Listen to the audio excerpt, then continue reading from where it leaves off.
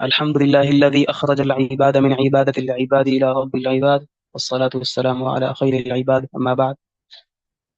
گزشتہ سیشن میں ہم نے بیت عقبہ ثانیہ سے پہلے تک پڑھا تھا کہ نبی مکرم علیہ الصلاۃ والسلام کے پاس جب مدینہ سے کچھ صحابہ آئے نئے مسلمان ہو کر، تو انہوں نے پھر مطالبہ کیا کہ آپ نا ایک ساتھی کو ہمارے ساتھ بھیج دیجئے کہ وہ ہمیں دین سکھائے. تو نبی مکرم علیہ الصلاۃ والسلام نے مصعب بن عمیر رضی اللہ تعالیٰ عنہ کو ساتھ بھیجا کہ آپ جائیں اور مدینہ میں اب جا کے دعوت دیں. جب اگلا سال آیا تو نبوت کا جو کہ 13واں سال تھا، تو نبی مکرم علیہ الصلاۃ والسلام پھر دعوت دینے کے لیے لوگوں کے پاس آ گئے. حج کا موسم تھا نا، اور حج میں جب لوگ آتے تو اللہ کے نبی علیہ الصلاۃ والسلام ان کے پاس آ جاتے. تو نبی مکرم علیہ الصلاۃ والسلام ان سے ملاقات کس جگہ کرتے تھے بولا؟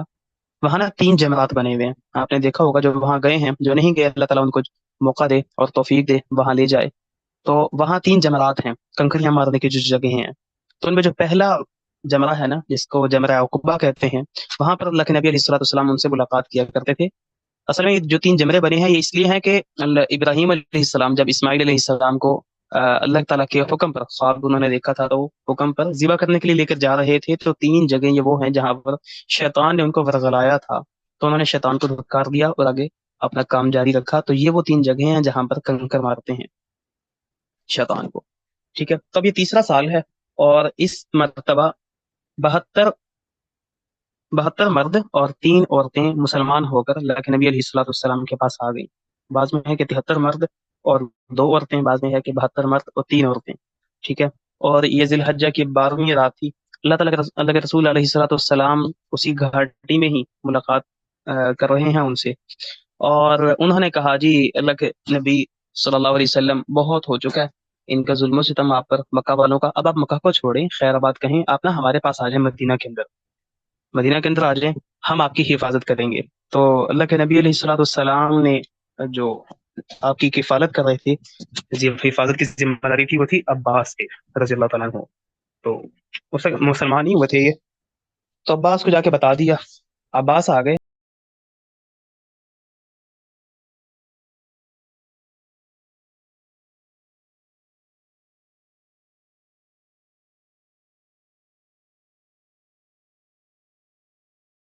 اور کہا جی اچھا جی میں تمہیں ساتھ بھیج تو دوں، لیکن نا 5 شرطیں ہیں. اللہ کے نبی علیہ السلام نے کہا کہ میری 5 شرطیں ہیں. عباس نے کہا جی میں بھیجوں گا اس شرط پر کہ آپ لوگ جیسے اپنے بچوں کی حفاظت کرتے ہو نا، ایسے ہی محمد کریم کی حفاظت کرو گے. انہوں نے کہا جی ٹھیک ہے، ہم ایگری ہیں اس بات پہ، آپ ہمارے ساتھ ان کو بھیج دیں. اب اللہ کے نبی علیہ الصلوۃ والسلام نے کہا جی رکو، میں 5 شرطیں تمہارے سامنے رکھتا ہوں، اگر مانو گے تو ٹھیک ہے میں تمہارے ساتھ چلتا ہوں، وگرنہ نہیں. انہوں نے کہا جی آپ شرطیں سامنے رکھیں، ہم ماننے کو تیار ہیں، لبیک. اللہ کے نبی علیہ السلام نے فرمایا کہ عسر و یسر میں، یعنی کہ تنگی ہے یا آسانی ہے، آپ کو میری بات ماننا ہوگی. یہ نہیں ہے کہ ابھی تو آپ کے لیے آسانیاں ہیں تو ٹھیک ہے، لیکن جب تنگی ہوتی ہے تو تب آپ میری بات نہ مانیں، ایسا نہیں ہوگا. بلکہ جس طرح کے بھی حالات ہوں گے آپ کو میری بات ماننی ہوگی. انہوں نے کہا جی لبیک، ہم حاضر ہیں، ہمیں یہ آپ کی شرط قبول ہے، منظور ہے. دوسری شرط پیش کی کہ پسندیدگی ہو یا نہ ہو، یعنی کہ آپ کو میری بات پسند ہو یا نہ ہو، ہر حال میں آپ نے میری بات ماننی ہے. تیسری شرط پیش کی، امر بالمعروف اور نہی عن المنکر کا جو فریضہ ہے نا، یہ ہمیشہ سر انجام دینا ہے، اس سے رکنا نہیں ہے، چاہے جیسے بھی حالات ہو جائیں. خیر آپ نے چوتھی شرط پیش کی کہ کسی ملامت کرنے والے کی ملامت کی پرواہ نہیں کرنی آپ لوگوں نے. ٹھیک ہے، یہ نہیں ہے کہ اگر تمہیں کوئی ملامت کر رہا ہے، کوئی طعن و تشنیع کر رہا ہے تو آپ لوگ میری بات ماننے سے باز آ جاؤ، ایسا نہیں ہونا چاہیے. ٹھیک ہے جی. اور 5ویں جو شرط ہے وہ یہ کہ میری ایسی حفاظت کرنی ہے جیسے تم اپنے بچوں کی حفاظت کرتے ہو. جب یہ ساری شکیں سامنے رکھیں، میں نے کہا جی ہمیں آپ کی یہ ساری شکیں منظور ہیں. سوچنے کی بات ہے کہ ہم تنگی ہو تو آپ کی بات مانتے ہیں؟ بالکل بھی نہیں مانتے. ہم سود بھی کھا لیتے ہیں، ہم چوری بھی کر لیتے ہیں، ہم جھوٹ بھی بول دیتے ہیں. ہاں اور مجبوری ہے، کیا کہہ سکتے ہیں. ساتھ میں تعویلیں کر لیتے ہیں. لیکن نبی اسلام کی ساری باتیں ہمیں پسند ہوتی ہیں، پسند نہ بھی ہو، نہ پسند بھی ہو، کیا ہم بات مانتے ہیں؟ ملامت کرنے والے کے ڈر سے ہم کیا اللہ کے نبی کا حکم چھوڑ نہیں دیتے؟ ہماری کتنی مائیں بہنیں ہیں جو صرف اس لیے برقع نہیں کرتی کہ جو ان کو نا ننجا گرل کہا جائے گا. ٹھیک ہے، اور اس طرح کی ٹیپیکل یا روایتی عورت کہا جائے گا، اس طرح کے الفاظ سے اور طعنوں سے بچنے کے لیے وہ پردہ نہیں کرتی. ہمارے کتنے مرد حضرات ہیں جو شلوار کو ٹخنے سے نیچے رکھتے ہیں کہ اگر اوپر کیا تو لوگ باتیں کریں گے، ہیں اپنے بھائی کی شلوار پہن کے آ گئی ہو. کوئی کہے گا "او بھائی نیچے پانی نہیں ہے، کھیت کو پانی لگا کر آئے ہو"، کوئی کسی طرح کی باتیں کرے گا. تو اس طرح کی باتیں ہمارے عموماً عرف میں مشہور ہیں کہ لوگ اس طرح کے تانے دیتے ہیں لوگوں کو. اور ہم اللہ کے نبی علیہ الصلوۃ والسلام کا حکم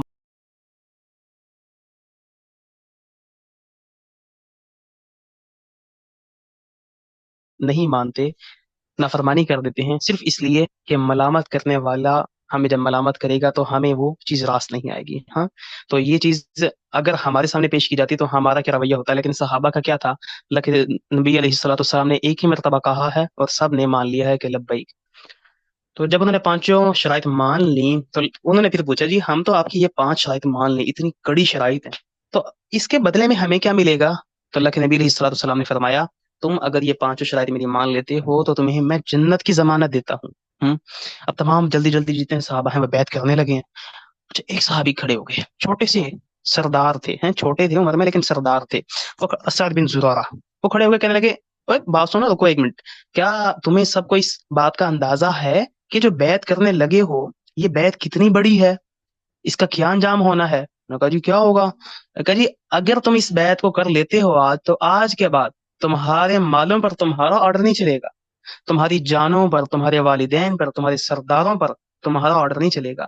دنیا کے جتنے سیاہ ہیں، سفید ہیں، گورے ہیں یا کالے حبشی ہیں، سب کے ساتھ دشمنی تمہاری شروع ہو جانی ہے. اور سب سے کٹ جاؤ گے، تمہارے والدین، اولاد، خاندان جانے ایک اشارے پر کٹوانے کو تیار ہو. یہ جو تم بیعت کر رہے ہو اس کا مطلب یہی ہے کہ تمہیں ایک اشارہ ہوا تو تم دنیا چھوڑ دو گے. میں نے کہا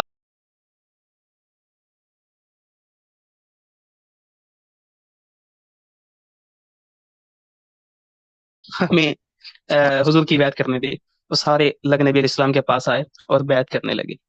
ابو الحسن کھڑے ہو گئے، کہنے لگے رکو یار، حضور علیہ الصلوۃ والسلام ذرا بات تو سنیں، اتنی بڑی بیعت آپ لے رہے ہیں ہم سے، ایک بات تو بتائیں، کیا ایسا تو نہیں ہوگا کہ ابھی تو چلو آپ کا غلبہ نہیں ہے، ہم آپ کی بیعت کرتے ہیں، آپ کے ساتھ مل جاتے ہیں، کل کو جب آپ کا غلبہ ہو جائے، آپ غالب آ جائیں، آپ حکمران بن جائیں، تو پھر آپ یہاں ہمیں مدینہ کو چھوڑ کے واپس مکہ چلے جائیں، ایسا تو نہیں ہوگا نا؟ حضور علیہ الصلوۃ والسلام مسکرا دیے، فرمانے لگے نہیں نہیں نہیں، ایسا نہیں، تمہارا غم میرا غم ہے، تمہاری خوشی میری خوشی ہے، تم مجھ سے، میں تم سے، میں انصار کا اور انصار میرے. تو لگن نبی علیہ الصلوۃ والسلام نے یہ فرمایا، انصار کو تو انصار بڑے خوشی خوشی لگ نبی کے پاس آئے اور آ کر بیعت کر لی. ٹھیک ہے، اگلے سال حکم ہوا کہ اب جو ہے چلیں، مدینہ کے مسلمان آپ کا انتظار کر رہے ہیں. اور پھر کیا ہوا کہ ہجرت کا حکم آ گیا. تو کفار کو اس چیز کا علم ہو گیا، انہوں نے کیا کیا ہے، میٹنگ بٹھائی اپنی دار الندوہ میں، جس میں ابلیس ہے، شیطان، وہ خود ایک عربی بابے کی صورت میں نا، عربی شے کی شکل میں خود اس مجلس میں، اس میٹنگ میں حاضر تھا. ہاں، تو اس کا پھر قرآن میں بھی اللہ تعالیٰ نے ذکر کیا ہے کہ وَإِذْ يَمْكُرُ بِكَ الَّذِينَ كَفَرُوا يُثْبِتُوكَ أَوْ يُخْرِجُوكَ وَيَمْكُرُونَ وَيَمْكُرُ اللَّهُ، کہ آپس میں بحث کر رہے تھے کہ کیا کیا جائے اس محمد کا صلی اللہ علیہ وسلم کا. ایک نے مشورہ دیا جی اس کو نا قیدی کر لیا جائے، قیدی بنا لیا جائے، قید کر لیا جائے. وہ کہنے لگا جا ساتھی چھڑوا لیں گے اس کے، آپ کو پتہ نہیں اس کے ساتھی جو ہیں وہ اپنی جانوں پر کھیلنے والے ہیں، وہ اس کو چھڑوا لیں گے، یہ ہر بادہ کامیاب نہیں ہوگا. دوسرا کہنے لگا بات سنو، اس کو نا مکہ سے نکال دو. باقی کہنے لگے یار جہاں بھی جائے گا وہ یہی دعوت پیش کرے گا، اصل جو مقصد ہے ہمارا وہ یہ کہ اس کا دین نہ پھیلے. بات تو وہی ہو گئی کہ جہاں بھی جائے گا وہاں پر یہ پھر اپنے جو ہے وہ دین پھیلانے لگ جائے گا، تو معاملہ تو پھر وہی شروع ہو جائے گا. تو ایسا بھی نہیں ہو سکتا. ٹھیک ہے، تو پھر تیسرا جو تھا ابو جہل، اس نے مشورہ دیا کہ یار اس کو نا قتل کر دیتے ہیں. اس وقت ابلیس نے کہا کہ اب بالکل صحیح فیصلہ ہے. پھر اس نے کہا جی ایسا کرو، جتنے 9 بڑے قبیلے ہیں نا، سارے قبائل کا ایک ایک سردار آئے، سارے ہاتھ میں تلوار پکڑے، تلوار ایسی ہو کو جس زہر میں بجھائی گئی ہو، یعنی کہ ایک ہی مرتبہ تلوار لگ جائے تو دوبارہ بچنے کا کوئی چانس نہ ہو. اور سارے مل کر رات کو ایک ہی دم حملہ کریں. اس کا فائدہ یہ ہوگا کہ کل کو یہ جو 9 قبیلے جمع ہوں گے نا، تو ایک بندے کا قصاص لینے کے لیے بنو ہاشم کس کس سے ٹکر لیں گے، کس کس سے لڑیں گے. اور بعد میں 16 صفائی تک بات آ بھی گئی اور کہا جی اب اس کی دیت دینی ہے، تو سارے مل کر کوئی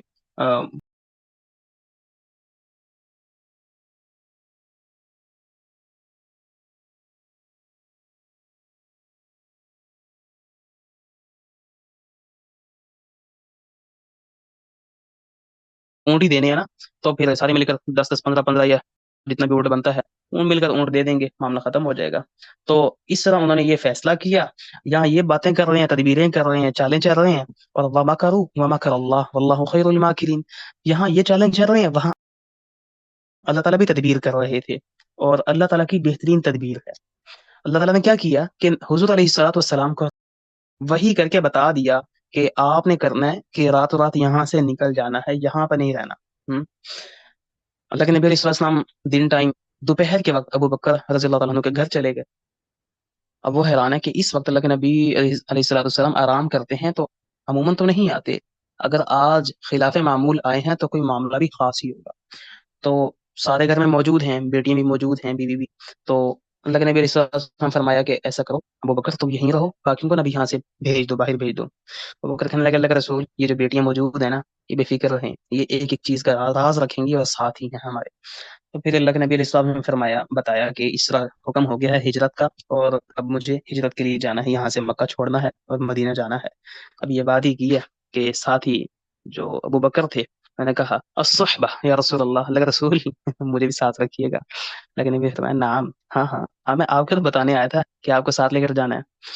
قالت عائشہ، عائشہ کہتی ہیں فرأیت ابا بکر یبکی، میں نے دیکھا کہ ابو بکر رونے لگ رہے ہیں۔ وما كنت احسب ان احدا یبکی من الفرح، میں نے اس سے پہلے کبھی بھی کسی کو نا خوشی کی وجہ سے روتے ہوئے نہیں دیکھا۔ اللہ اکبر کبیرہ، کہ ابو بکر کو اتنی خوشی ہوئی کہ میں اللہ کے نبی کا ساتھی بنوں گا، تو ابو بکر رونے لگ گئے۔ تو خیر یہاں یہ بات ہوئی، اس کے بعد کیا کیا گیا کہ انہوں نے اللہ کے نبی علیہ الصلوۃ والسلام نے حضرت علی کو کہا کہ علی آپ نے ایک کام کرنا ہے، رات کو میرے بستر پر سو جانا ہے، اور صبح ہوتے ہی نا فلاں فلاں کی میرے پاس یہ امانتیں پڑی ہیں، یہ ان کو واپس کر کے آپ نے آ جانا ہے میرے پیچھے۔ اب رات کو اللہ کے نبی کے بستر پر سونا ہے، اور پتہ ہے کہ باہر سارے تلواریں لے کر کھڑے ہوئے ہیں۔ کسی نے پوچھا علی اس ٹائم ڈر نہیں لگا آپ کو کہ جب پتہ ہے کہ باہر سارے تلواریں لے کے کھڑے ہیں اور ذرا سا بھی کچھ بھی ہو گیا تو بچنا ناممکن ہے، کوئی چانس نہیں ہے بچنے کا؟ تو کہنے لگے جب اللہ کے نبی نے فرمایا ہے نا مجھے کہ علی صبح امانتیں دے کر واپس میرے پیچھے آ جانا، تو اس کا مطلب ہے کہ میں نے جانا ہے یہاں، مجھے کچھ نہیں ہونے والا، تو کوئی خوف نہیں ہے۔ سامنے تلوار لے کر کھڑے ہیں دشمن مارنے کے لیے، لیکن خوف نہیں تھا کوئی۔ تو خیر اللہ کے نبی علیہ الصلوۃ والسلام وہاں سے رات کے وقت جب انہوں نے کفار نے اللہ کے نبی کے مکان کا گھیراؤ کیا ہوا تھا، سارے تلوار لے کر قتل کے ارادے سے کھڑے ہوئے ہیں، تو اللہ کے نبی علیہ الصلوۃ والسلام اپنے گھر سے نکلتے ہیں۔ وجعلنا من بین ایدیہم سدا ومن خلفہم سدا فاغشیناہم فہم لا یبصرون، کہ اللہ کے نبی علیہ السلام ایسے مٹھی بھرتے ہیں جس میں کچھ کنکر اور کچھ مٹی ہوتی ہے، اور مشرکین کے اوپر پھینکتے ہیں، جیسے پھینکتے ہیں ساتھ ہی یہ ہوتا ہے کہ ان کی جو اتنی بھی بینائی ہے، دیکھنے کی صلاحیت ہے، بصارت ہے، وہ ختم ہو جاتی ہے۔ اور اللہ کے نبی علیہ الصلوۃ والسلام ان کے درمیان سے گزر رہے ہیں، اور ہاتھ میں مٹی ہے ان کے سروں میں ڈالتے جا رہے ہیں۔ تو وہاں سے جیسے نکلے، ایک بندے نے دیکھا یہ سارے کھڑے ہوئے ہیں، وہ ان کے پاس آیا، انہوں نے کہا کہ او بھائی صاحب خیرات کو خیریت، یہاں سارے اکٹھے جمع ہوئے ہوئے ہو؟ میں کہا جی ہاں، ابھی تہجد ٹائم باہر نکلیں گے نا محمد، تو ہم سب نے مل کر اس کا خاتمہ کرنا ہے، اس کو قتل کرنا ہے، نعوذ باللہ من ذالک۔ تو پھر اس نے کہا اچھا تو کون سے محمد ہے، وہ تو ابھی نکل کر تمہارے اندر سے تو گئے ہیں۔ میں نے کہا ہیں یہ ممکن ہی نہیں ہے، چلو ایک کو نظر نہیں آیا، دو کو، یہ سارے 9 کے 9 لوگ کھڑے ہوئے ہیں، کسی کو نظر نہیں آیا۔ میں نے کہا اپنے سر پہ ذرا ہاتھ مارنا، سر پہ ہاتھ مارا مٹی، وہ دوسرے نے ہاتھ مارا اس کے سر میں مٹی، وہ سارے دیکھنے گئے یار یہ کیا ہو گیا۔ وہ گئے جا کے بستر پہ چیک کیا، وہ اللہ کے نبی تو موجود ہی نہیں تھے، دیکھا تو علی پڑے ہوئے تھے، پوچھا ہاں بھائی علی کہاں گئے محمد علیہ الصلوۃ والسلام؟ تو حضرت علی کہنے لگے مجھے کیا پتا کہاں گئے ہیں، مطلب کہ مجھے کیا پتا کہ اس وقت کہاں پہ ہیں۔ اب یہ جھوٹ تو انہوں نے بھی نہیں کہا، میں نے کہا جی مجھے تو نہیں معلوم کہ اس وقت اللہ کے نبی کہاں پہنچے ہیں۔ تو اللہ کے نبی علیہ الصلوۃ والسلام اس طرح وہاں سے چلے گئے ابو بکر کو ساتھ لے کر، ٹھیک ہے۔ اب وہاں پر جب وہاں سے نکلے ہیں تو جو مدینہ میں جانے کا راستہ ہے، یعنی کہ مکہ سے جو مدینہ جانے کا راستہ ہے وہ کون سا ہے؟ وہ شمال کا تھا، یعنی کہ شمال مشرق کا تھا، لیکن اللہ کے نبی علیہ الصلوۃ والسلام کی حکمت عملی چیک کریں کہ داناؤں میں سے سب سے دانا انسان اور حکماء میں سے سب سے زیادہ حکیم اللہ کے نبی علیہ الصلوۃ والسلام ہے، کہ شمال مشرق کا راستہ ہے، وہاں سے نہیں گئے، بالکل اس کے مخالف سمت میں، یعنی کہ جنوب مغرب میں سے اللہ کے نبی علیہ الصلوۃ والسلام مدینہ کی طرف نکل گئے ہیں، ٹھیک ہے۔ اور وہ سب جو لوگ تھے وہ پھر مدینہ کے راستے میں تلاش کرنے کے لیے نکلے کہ کہاں پر ہیں یہ اللہ کے نبی، ان کو تلاش کیا جائے، پکڑا جائے۔ اور یہ جو دن تھا یہ ستمبر کے غالباً 12 اور 13 رات کی رات، درمیانی رات تھی، اور سفر کی 27 کو۔ خیر اللہ کے نبی علیہ الصلوۃ والسلام نے مکہ کو چھوڑا، اور جاتے ہوئے نا بار بار مڑ کر دیکھ رہے ہیں پیچھے مکہ کو، اور کہہ رہے ہیں کیا مکہ تجھ سے محبت تو بڑی ہے، میں یہاں سے نہ نکلتا۔ بس یہ کیا ہے کہ یہ جو قوم ہے نا اس نے مجھے مجبور کر دیا، اگر یہ قوم مجھے مجبور نہ کرتی ہوں تو میں یہاں سے نہ نکلتا۔ پھر اللہ کے نبی علیہ الصلوۃ والسلام وہاں ایک پہاڑ ہے راستے میں، اس میں غار ہے جسے غار سور کہتے ہیں، اس میں 3 دن اللہ کے نبی علیہ الصلوۃ والسلام نے جمعہ، ہفتہ اور اتوار 3 دن وہاں قیام کیا۔ اور عبداللہ ان کا جو ابو بکر رضی اللہ عنہ، انہوں نے اپنے بیٹے کو کہا کہ آپ نے کیا کرنا ہے، مکہ میں سارا دن پھرنا ہے اور وہاں کی ساری باتیں سننی ہے، اور رات کو آ کے آپ نے ہمیں ساری باتیں بتانی ہے۔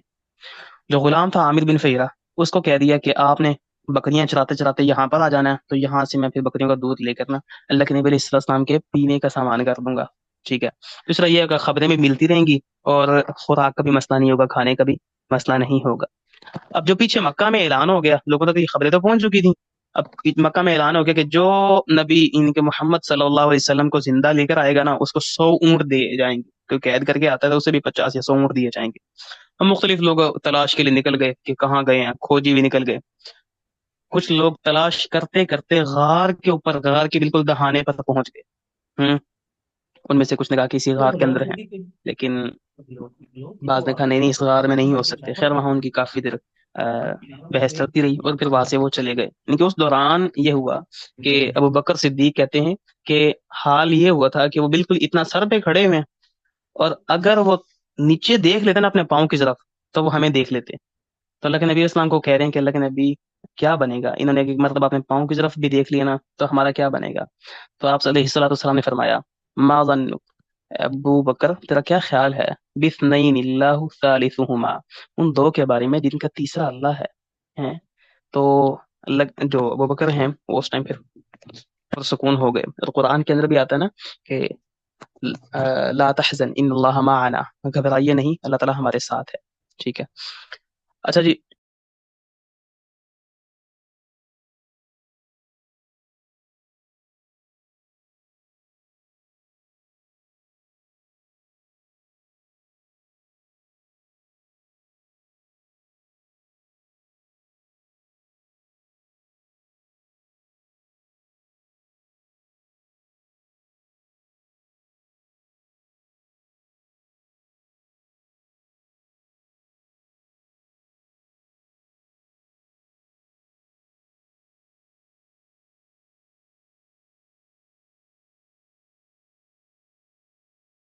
وہاں سے پھر اللہ کے نبی علیہ السلام 15 ستمبر کو دوبارہ نکلے، ٹھیک ہے؟ یہ 4 لوگوں کا قافلہ یہ دوبارہ مدینہ کی طرف نکل پڑے۔ جب جا رہے ہیں تو راستے میں نا ایک بندے نے ان کو دیکھا تو فوراً مکہ گیا اور جا کے بتایا، وہ بات سنا، وہ میں نے ابھی ایک 4 لوگوں کا قافلہ دیکھا ہے، چھوٹا سا قافلہ تھا، تو وہ اسی میں ہی وہ ہو سکتے ہیں، اور کوئی نہیں، مجھے اور کہیں نظر نہیں آیا، تو مجھے لگتا ہے کہ اسی میں ہے۔ سراقہ بن مالک جو تھے نا، اس کا یہ تھا نا کہ بھائی یہاں پہ 100 اونٹ ملنا ہے تو مجھے مل جائے گا۔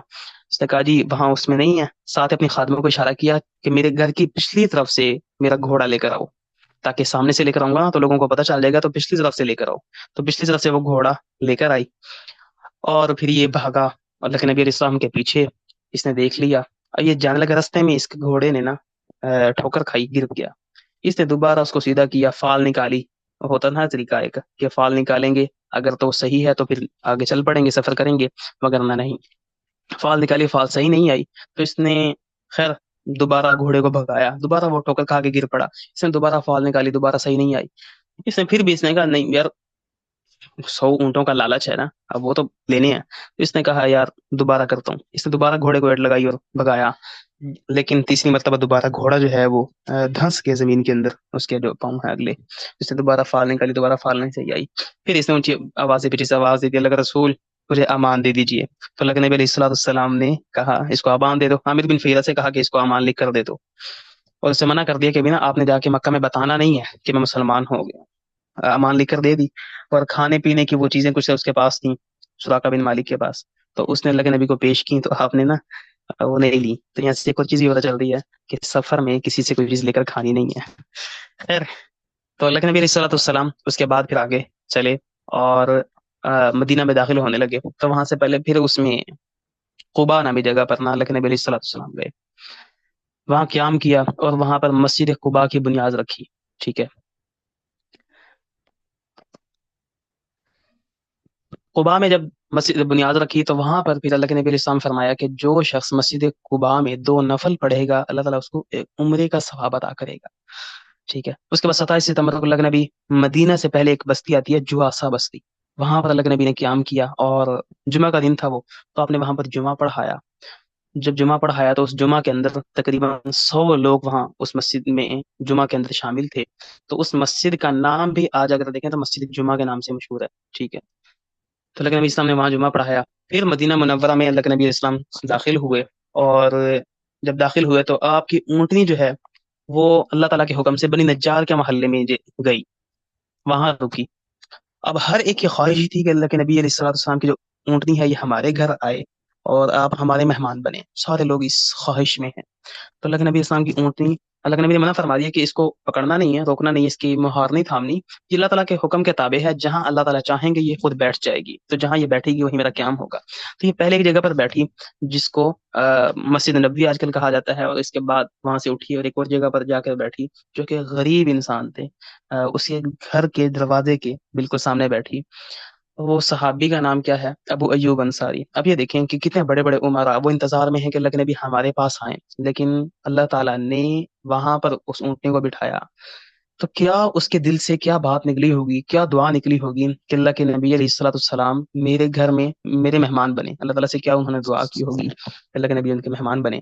اب ان کے گھر کے نا 2 پورشن تھے، انہوں نے کوشش کی کہ اللہ کے نبی علیہ الصلوۃ والسلام کو اوپر والا پورشن دیا جائے، لیکن آپ نے فرمایا کہ نہیں، مجھے نیچے والا دے دو، میں نیچے رہوں گا۔ ہوتا ہی ہے کہ نا اب لوگ ملنے کے لیے آئیں گے تو بار بار اوپر آنا بھی ایک مسئلہ بنتا ہے۔ تو اللہ کے نبی علیہ الصلوۃ والسلام نیچے والے پورشن میں، اور وہ ایوب انصاری خود بیوی اور بچے جو ہے وہ اوپر والے پورشن میں۔ رات کو کیا ہوا ہے کہ رات کو گھڑا ٹوٹ گیا، ان سے پانی والا جو گھڑا ہوتا ہے نا وہ ٹوٹ گیا۔ اب پانی، آپ کو پتا کہ پہلے جو چھتیں تھیں وہ اس طرح کی تو نہیں تھی نا، وہ دوسری تھیں، وہ مختلف چیزیں ہوتی ہیں، کانے شانے اور اس طرح کے، اس میں سے جو پانی ہے وہ رستا رہتا ہے نیچے۔ اب یہ سارے اٹھے، انہوں نے اپنے کپڑے، لحاف، جتنی بھی چیزیں تھیں ساری اوپر رکھ دی، اس میں پانی جو ہے وہ جذب کر لیا کہ کہیں پانی نیچے اللہ کے نبی علیہ الصلوۃ والسلام کے اوپر نہ گرے ٹپ کے۔ تو خیر انہوں نے رات وہاں گزاری۔ اگلی رات دوبارہ جب سوئے میں تو اچانک ایک دم خیال آیا، اٹھ بیٹھے کہ یار اللہ کے نبی علیہ السلام نیچے ہیں اور ہم بالکل اللہ کے نبی کے اوپر ہیں، یہ بات تو بالکل مناسب نہیں ہے۔ تو انہوں نے پھر کیا کیا کہ سارے فوراً اٹھایا اپنے بچوں کو اور بیوی کو، اور سارے نا دیوار کے ساتھ چپک کے کھڑے ہو گئے کہ اللہ کے نبی علیہ الصلوۃ والسلام کے بالکل اوپر نہ ہو، یہ پتہ نہیں اللہ کے نبی کا ہم نے ادب کیا کہ نہیں کیا، کہیں گستاخی تو نہیں ہو گئی۔ تو خیر اللہ، صبح ہوئے تو پھر اللہ کے نبی کے پاس آ گئے تو فرمایا کہ نہیں اللہ کے نبی بہت ہو گیا، آپ نا اوپر والے پوزیشن میں چلے جائیں، ہم سے نہیں یہ ہو سکتا کہ آپ نیچے ہوں اور ہم اوپر ہوں۔ تو اللہ کے نبی السلام نے پھر اوپر والے پورشن میں رہائش اختیار کی، اور تقریباً 1 مہینہ آپ وہاں پر رہے۔ اور جو جہاں پر پہلے اونٹنی بیٹھی تھی نا، وہ بنی نجار کے 2 یتیم بچے تھے، ان کی وہ جگہ تھی، تو اللہ کے نبی علیہ الصلوۃ والسلام نے وہ جگہ پہ خرید کر وہاں مسجد نبوی کی تعمیر شروع کروائی، اور بچوں کا نام تھا سہل اور سہیل۔ انہوں نے پہلے تو چاہا کہ ہم نا ہبا کرتے ہیں، لیکن اللہ کے نبی علیہ السلام نے فرمایا کہ نہیں، ہم اس جگہ کی قیمت ادا کریں گے۔ تو مدینہ میں پہنچ کر سب سے پہلا جو کام اللہ کے نبی نے کیا وہ کیا تھا؟ مسجد نبوی کی تعمیر، ٹھیک ہے۔ تو اس طرح اللہ کے نبی کی زندگی میں 2 مرتبہ تعمیر ہوئی ہے، ایک بار اب اور ایک بار 7 ہجری میں، یعنی کہ جنگ خیبر کے بعد مزید پھر اس میں توسیع کی گئی اور پھر اس کو مزید پختہ کیا گیا۔ تو خیر یہ جو تعمیر ہے 14 دن میں مکمل ہو گئی، تمام صحابہ نے مل کر اس کو مکمل کیا، اور مسجد کے بالکل ساتھ ہی جو ہے وہ 2 حجرے بنا دیے گئے، جس میں اللہ کے نبی علیہ الصلوۃ والسلام پھر شفٹ ہو گئے۔ اس کے بعد 2 ہجری میں اذان کا حکم ہوا، اور اس سے پہلے اذان کا نہیں تھا نا، نماز کا تو حکم ہو چکا تھا لیکن اذان کا نہیں ہوا تھا۔ تو اس کے بعد پھر تحویل قبلہ کا معاملہ ہوا، کہ جس میں پہلے جو ہے وہ بیت المقدس تھا، اس کے بعد 18 مہینوں کے بعد اللہ تعالیٰ نے قبلہ تبدیل کرنے کا حکم دے دیا، اور ہم قرآن میں بھی اس کو کئی مقامات پر پڑھتے بھی ہیں اور سنتے بھی آئے ہیں اس کے معاملے بارے میں سارا، ٹھیک ہے۔ تو یہ مدنی زندگی کا یہاں سے اللہ کے نبی کی آغاز ہو چکا تھا، اس عظیم ہجرت سے مدنی زندگی کا آغاز ہو گیا۔ مدینہ منورہ جو ہے وہ اسلام کی پہلی باقاعدہ ریاست تھی، جس کی بنیاد توحید اور اطاعت پر رکھی گئی، اور عمارت جو ہے وہ امن و امان پر قائم ہوئی۔ مدینہ منورہ کا جو پہلا نام تھا وہ تھا یثرب، یا تھا سے، اور جو کہ فساد اور ملامت کے معنی میں ہے۔ تو اللہ تعالیٰ نے اس کا نام تبدیل کروا دیا، اللہ کے رسول علیہ السلام نے اس کا نام بدل کر مدینہ رکھا، جو مدینہ منورہ کہلایا۔ مزید ایک بھی اس کے کئی صفاتی نام ہیں، جس میں طابہ بھی ہے، طیبہ بھی ہے، مبارکہ بھی ہے، مشرفہ بھی ہے، دارالایمان، اس طرح کے کئی نام اس میں ہیں، ان کے صفاتی نام ہیں۔ تو گویا کہ سب کے سب نام اس عظیم ریاست کے امن و امان اور روشن مستقبل کی ضمانت دے رہے تھے آغاز میں ہی، ٹھیک ہے۔ تو پھر اللہ کے رسول علیہ الصلوۃ والسلام نے اس کو حرم قرار دیا۔ اللہم ان ابراہیم حرم مکہ، اللہ ابراہیم نے مکہ کو حرم قرار دیا ہے، وانی حرمت ما بین اللابتیھا، اور میں جو ہوں یہ دو پتھریلے میدانوں کے درمیان والے علاقے کو یعنی کہ مدینہ منورہ کو حرمت والا شہر قرار دیتا ہوں۔ تو اللہ کے نبی علیہ السلام نے پھر یہ کیا۔ اچھا، اللہ کے رسول علیہ الصلوۃ والسلام کی ہجرت کے وقت اگر دیکھا جائے تو مدینہ میں ٹوٹل 3 قسم کے لوگ آباد تھے: مسلمان، کافر اور منافق۔ ان کے مسلمان یہ صحابہ کی ایک جماعت تھی جس میں مہاجرین انصار دونوں شامل تھے، اور اللہ کے رسول صلی اللہ علیہ وسلم پر صدق کے دل سے ایمان لائے، اپنا جان و مال پر نچھاور کرنے کے لیے تیار تھے۔ دوسرے کافر تھے، یہ وہ لوگ تھے جو مدینہ کے رہائشی تھے، اور ابھی تک اللہ کے رسول صلی اللہ علیہ وسلم پر ایمان نہیں لائے تھے۔ ان میں سے اکثر بعد میں صدق کے دل سے ایمان لے آئے، بعض نے غزوہ بدر کے بعد دنیاوی فائدہ حاصل کرنے کے لیے کہ بظاہر پرافٹ نظر آ رہا ہے اس میں کہ صرف زبان سے اقرار کر دیا، لیکن اندر سے صحابہ کے دشمنی اور اللہ کے نبی علیہ الصلوۃ والسلام سے دشمنی رکھی اور دل سے ایمان نہیں لائے، جن کو منافقین کہا گیا، اور ان کے سردار عبداللہ بن ابی تھا۔ اصل میں تھا نا کہ اہل مدینہ جو ہے وہ اوس اور خزرج، یہ عبداللہ بن ابی کی تاج پوشی کرنے لگے تھے، ان کے اس کو اپنا قائد لیڈر بنانے لگے تھے کہ اوپر سے اللہ کے نبی علیہ الصلوۃ والسلام آ گئے، اب وہ جو اس کی سرداری تھی وہ چھین گئی، تو اس لیے ان کے دل میں ایک بغض آ گیا۔ اور تیسرے تھے یہودی جو ہے مدینہ میں یہود کے 3 قبائل آباد تھے، ہم سارے جانتے ہی ہیں، بنو قینقاع تھے، بنو نذیر تھے، بنو قریظہ تھے۔ یہ وہی تھے جو آخری نبی کی بعثت کے شدید منتظر تھے، اور اوس و خزرج کو بلکہ یہ دھمکیاں دیا کرتے تھے باقاعدہ کہ ایک مرتبہ خاتم النبیین آ جائیں تو ہم ان کے ساتھ تمہارے پاس آئیں گے، تم سے جنگ کریں گے۔ مگر جب اللہ کے نبی کو نبوت و رسالت کے مقام پر فائز کیا گیا تو یہی پھر بغض و دعوت کی وجہ سے ایمان ہی لے کر نہیں آئے۔ یہ لوگ اپنے آپ کو پڑھا لکھا کہتے تھے اور مدینہ کے رہائشیوں کو ان پڑھ اور جاہل سمجھا کرتے تھے، اور مدینہ کے جتنے بھی تقریباً تمام ہی بنیادی کاروبار بھی انہی کے ہاتھ میں تھے، سود کا لین دین بھی یہی کیا کرتے تھے، اور اوس و خزرج جو تھے ان کو آپس میں جنگوں میں یہ مصروف رکھتے تاکہ ان کے مالوں سے یہ فائدہ اٹھا سکیں۔ اچھا، مدینہ جب آئے تو مدنی دور کے ابتداء میں اللہ کے نبی علیہ الصلوۃ والسلام نے عظیم کام کیے، خصوصاً 3 عظیم ایسے کام کیے کہ جن سے آپ کی حکمت و دانائی معلوم ہوتی ہے۔ سب سے پہلا کیا کام کیا؟ اللہ تعالیٰ سے تعلق قائم کرنے کے لیے مسجد نبوی بنا دی، تعمیر کر دی۔ دوسرا کام کیا کیا؟ بندوں کا آپس میں تعلق مضبوط ہوا تو مہاجرین اور انصار کے درمیان میں مواخات مدینہ یعنی کہ میثاق مدینہ ایک معاہدہ قائم کیا۔ اور تیسرا بہترین عظیم کام جو کیا وہ یہ کہ یہود اور دیگر جتنے بھی قبائل تھے ان سے امن و امان کے معاہدے کیے تاکہ ان کی طرف سے کسی نقصان کا اندیشہ نہ ہو، تاکہ جب یہاں سے بندہ پر امن ہو جائے گا نا تو پھر باقیوں سے لڑے گا۔ جب اندرونی قوتیں ہی آپ کو کمزور کرنے پہ تلی ہونا تو پھر باہر والوں سے، بیرونی طاقتوں سے آپ نہیں لڑ سکتے۔ تو اس لیے ضروری تھا کہ پہلے اندرونی جتنی طاقتیں تھیں ان کے ساتھ امن و امان کے معاہدے کیے جائیں۔ تو اللہ کے نبی علیہ السلام نے 3 عظیم کام کیے۔ پہلا کیا؟ مسجد نبوی کی تعمیر کی، دوسرا کیا کیا؟ مواخات مدینہ کا کام کیا، اور تیسرا یہ معاہدے کیے، ٹھیک ہے۔ اور پھر ساتھ ساتھ جو تجارت کے اور معیشت کے اصول مرتب کیے۔ آج آپ دیکھتے ہیں کہ جتنی بھی حدیث کی کتابیں ہیں ان میں کتاب البیوع کے نام سے الگ الگ کتب اور ابواب قائم کیے ہوتے ہیں، وہ اسی لیے ہیں کہ جو مسلم معاشرے میں مسلمان تجارت کریں اور پھر اپنا جو معاملات ہیں وہ اسی طریقے سے چلائیں۔ ٹائم کیا ہو گیا؟ ٹائم ہو گیا؟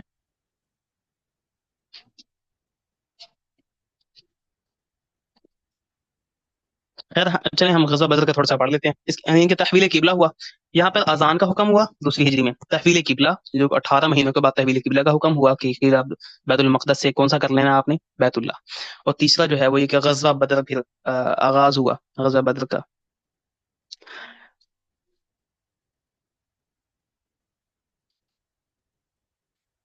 ہوتا یہ تھا کہ شام سے ہم نے، یاد ہوگا آپ کو کہ پہلی اور دوسری کلاس میں ہم نے یہ پڑھا تھا کہ شام جو تھا وہ گڑھ ہوا کرتا تھا، کسی نے علم حاصل کرنا ہے تو وہ بھی مکہ مدینہ سے شام جایا کرتا تھا، کسی نے تجارت کرنی ہے تو وہ بھی شام جایا کرتا تھا۔ تو سردی اور گرمی میں نا یہ شام سے قافلے آتے جاتے رہتے تھے۔ اللہ کے نبی کو اطلاع ملی کہ ابو سفیان اس ٹائم مسلمان نہیں ہوئے تھے، اب تو جنت میں انشاءاللہ، تو وہاں سے شام سے اس کا قافلہ آ رہا ہے ابو سفیان کا، اور اس میں 1000 اونٹ ہے، 50,000 دینار نقدی ہے، اور اس کو صرف 40 لوگوں نے کور کیا ہوا ہے۔ اللہ کے نبی نے تمام لوگوں کو بلایا، کہا جی ہاں جی کون کون چاہتا ہے کہ وہ آ جائے، اور وہ جو ہم نے ہجرت کی تھی تو اس ٹائم انہوں نے ظلم و ستم کیا تھا، ہماری جتنے مال و دولت تھا یا جمع پونجی تھی وہ بھی چھین لی تھی، اور ظلم و ستم بھی بہت کیا تھا، تو ابھی موقع ہے ان کو کمزور کرنے کا۔ ضروری ہے کہ دشمن کو کمزور کیا جائے گا تو پھر آپ مزید اپنی پلاننگ کر سکتے ہیں، نفاذ قائم کر سکتے ہیں۔ تو ابھی موقع ہے بدلہ لینے کا ان سے، تو کون کون ساتھ آئے گا؟ تو ایک میں آتا ہے کہ 313 اور ایک میں آتا ہے کہ 319 صحابہ ساتھ آئے، اور اللہ کے نبی علیہ الصلوۃ والسلام ان کو لے کر نکل پڑے۔ اب ہاں، جب وہ سفیان ہے، وہ بڑا چلاک تھا، اس نے قافلے کے ایک آگے اور ایک پیچھے بندے رکھے ہوئے تھے کہ جو آگے آگے رستہ کلیئر کرتے تھے، انفارم کرتے تھے کہ بھائی آگے کوئی مسئلہ تو نہیں ہے۔ اور جو آگے آگے بندہ موجود تھا نا، اس نے فوراً اطلاع دے دی کہ بھائی اس طرح مسلمانوں کا آپس میں، اہل مدینہ کا آپس میں گٹھ جوڑ ہو چکا ہے اور وہ ہم پر چڑھائی کرنے کے لیے تیار بیٹھے ہیں۔ ابو سفیان کو جیسے یہ بات پہنچی تو اس نے ایک بندہ زمزم بن عامر اس کو بھیج دیا فوراً مکہ کہ جا کر اطلاع دے دو کہ ہمارا قافلہ لٹ گیا۔ وہ بھی بڑا تیز ترار تھا، وہ گیا، اس نے مکہ میں جاتے ہی اپنے اونٹ کی ناک کاٹی ہے، اپنا گریبان پھاڑا ہے، اور اونچی اونچی آواز سے چلانے لگ گیا کہ ہمارا قافلہ لٹ گیا، ہم برباد ہو گئے۔ اب جہل نے یہ چیزیں دیکھی تو اس کو بڑا غصہ آیا، اس نے 1300 بندہ اکٹھا کیا اور نکل پڑا۔ اب مسلمان نہیں ہتے، ان کے پاس 100 گھوڑے، 100 اونٹ اور 600 زرہیں، اور وہ اس حالت میں کہاں اللہ کے نبی علیہ الصلوۃ والسلام ان کے اہل مدینہ سے لڑنے کے لیے وہ آ گیا، آگے نکل پڑا۔ اب یہ معاملہ قرآن میں سورۃ انفال میں، آل عمران میں، سورۃ حج میں، سورۃ القمر میں اس واقعے کا ذکر آپ کو مل جائے گا۔ سورۃ انفال میں آتا ہے نا، اذ تستغیثون ربکم فاستجاب لکم انی ممدکم بالف من الملائکۃ مردفین۔ اس وقت کو یاد کرو گے جب تم اپنے رب سے فریاد کر رہے تھے، پھر اللہ تعالیٰ نے تمہاری فریاد سن لی، تم کو 1000 فرشتوں سے مدد دوں گا جو لگاتار چلے آئیں گے۔ تو ایک اور اللہ تعالیٰ نے پھر اس میں اپنی نعمت کا اظہار بھی کیا کہ مسلمان بڑے گھبرائے ہوئے تھے کہ یہ 313 یا 319 کے سامنے 1300 کا مقابلہ ہی نہیں بنتا نا۔ تو پھر مسلمانوں کو اللہ تعالیٰ نے ایک نعمت سے نوازا جسے اونگ کہتے ہیں، اذ یغشیکم النعاس امنۃ منہ وینزل علیکم من السماء ماء لیطہرکم بہ ویذھب عنکم رجز الشیطان ولیربط علی قلوبکم ویثبت بہ الاقدام۔ کہ اس وقت یاد کرو کہ جب اللہ تعالیٰ نے تم پر اونگ طاری کی اور اپنی طرف سے چین دینے کے لیے، آرام سکون دینے کے لیے تم پر آسمان سے پانی برسایا، اس پانی کے ذریعے تم کو پاک بھی کیا اور تم سے شیطانی وساوس کو بھی دور کر دیا، اور اس طرح تمہارے دلوں کو بھی مضبوط کر دیا، تمہارے جو قدم تھے ان کو بھی جما دیا۔ تو یہ خیر واقعہ ہوا، اور اس سے میں اللہ کے نبی علیہ السلام جب یہ لڑنے لگے نا، اس سے پہلے اللہ کے نبی السلام نے پوچھا، ہاں بھائی بات سنو، قافلہ جو تھا وہ تو ابو سفیان لے کر نکل چکا ہے۔ یہاں سے جب اس کو اطلاع ملی ہے نا، تو وہ تیز ترین انسان تھا، اس نے فوراً قافلے کا رخ بدلا اور سمندر والی سائڈ سے اپنا قافلہ لے کر نکل گیا۔ ہاں، ابو جہل آ رہا ہے، اب اس سے کیا خیال ہے، اسے لڑنا ہے تم نے یا واپس چلیں؟ ابو بکر کہنے لگے نہیں اللہ کے رسول، اب ہم تو لڑیں گے، لڑ کر ہی جائیں گے۔ مقداد جو مہاجر تھے وہ کہنے لگے ہم قوم موسیٰ میں سے نہیں ہیں اللہ کے رسول، ہم یہ نہیں کہیں گے کہ آپ جائیں، آپ اور جا کے آپ کا خدا لڑیں، بلکہ ہم آپ کے ساتھ لڑیں گے۔ ہاں، اللہ کے رسول نے دوبارہ مشورہ مانگا، تیسری بار مشورہ مانگا نا، تو پھر سعد بن معاذ جو کہ انصار میں سے ہیں وہ کھڑے ہوئے، پوچھا اللہ کے رسول کیا آپ ہمارے بارے میں پوچھ رہے ہیں، ہم سے مشورہ لینا چاہ رہے ہیں؟ لیکن نبی نے فرمایا ہاں، میں تم سے ہی پوچھنا چاہ رہا ہوں، تم سے مشورہ لینا چاہ رہا ہوں۔ تو انہوں نے کہا کہ اللہ کے رسول ہم تو پہلے جو بیعت ہوئی تھی عقبہ ثانیہ، اس میں ہی آپ سے بیعت کر چکے ہیں، ہم تو آپ کے ساتھ ہیں۔ تو اللہ کے نبی علیہ الصلوۃ والسلام نے پھر یہ آگے قدم بڑھائے، اور جو اس میں مسلمان شہید ہوئے اس میں 14 شہداء تھے، 70 جو ہے وہ کفار کے بڑے بڑے سردار سورما مارے گئے، اور اس کے نتائج جو ہے وہ اللہ تعالیٰ نے مسلمانوں کو فتح نصیب فرمائی، مشرکین کو شکست فاش ہوئی، اور مشرکین کے تقریباً 70 بڑے بڑے سردار قتل کر دیے گئے اور 70 لوگ قیدی بنا لیے گئے۔ اللہ تعالیٰ نے مشرکین مکہ کو ذلیل و رسوا کیا، اور جزیرہ نما جو عرب ہے اس میں مسلمانوں کا رعب اور دبدبہ بیٹھ گیا۔ یہ فائدہ ہوا اس غزوہ بدر کا۔